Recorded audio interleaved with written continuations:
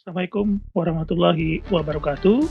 Saya Andri Dianugraha dari Teknik Geofisika, Fakultas Teknik Pertambangan dan Perminyakan ITB.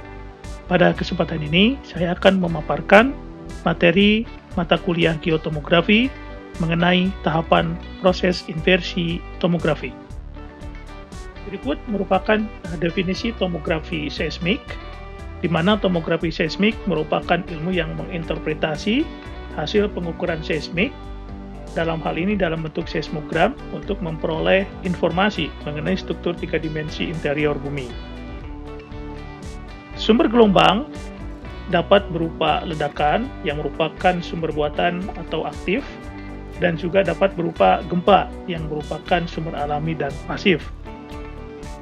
Gelombang tersebut diterima di stasiun penerima, yaitu seismograf yang ditempatkan di permukaan. Berikut contoh ilustrasi bagaimana distribusi. Di sini ada sumber gelombangnya dalam bentuk gempa bumi.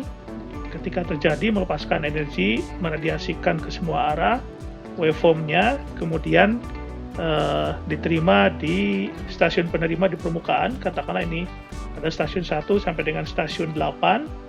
Kemudian yang garis ini merupakan ilustrasi dari lintasan sinar gelombang dari masing-masing sumber gempa ke stasiun penerima. Lintasan sinar gelombang ini akan melewati medium ataupun interior bumi yang kemudian akan membawa informasi mengenai medium yang dilewatinya. Berikut merupakan penentuan struktur interior bumi dari gelombang seismik.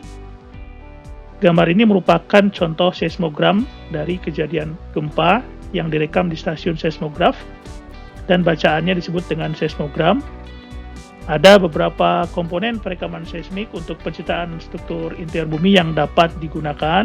Yang pertama itu adalah waktu tempuh gelombang seismik atau travel time, yang mana data tersebut dapat diperoleh dari rekaman seismogram ini.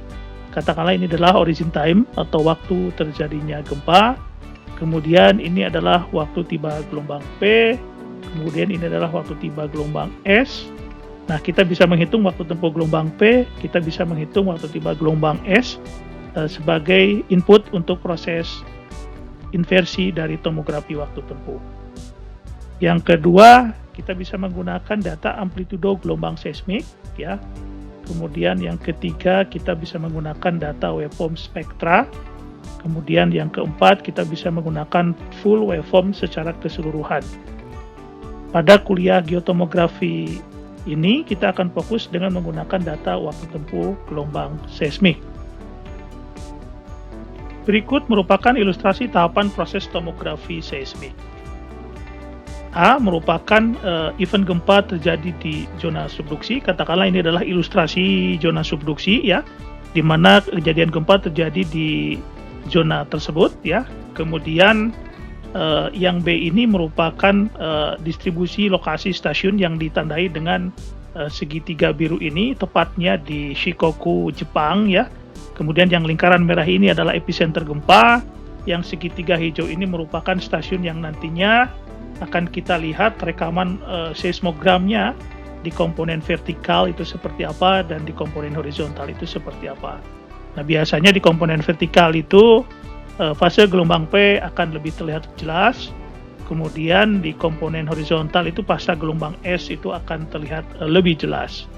Kemudian tahapan selanjutnya, ketika kita punya fase waktu tiba gelombang P, kita punya fase waktu tiba gelombang S, dilakukan proses inversi tomografi, ya, di mana menghasilkan struktur kecepatan seismik 3 dimensi dalam bentuk PP, rasio PP over VS, kemudian juga ada struktur VS, gitu ya.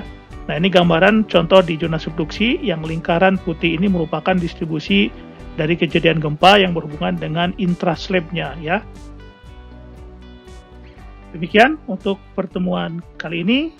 Terima kasih. Assalamualaikum warahmatullahi wabarakatuh.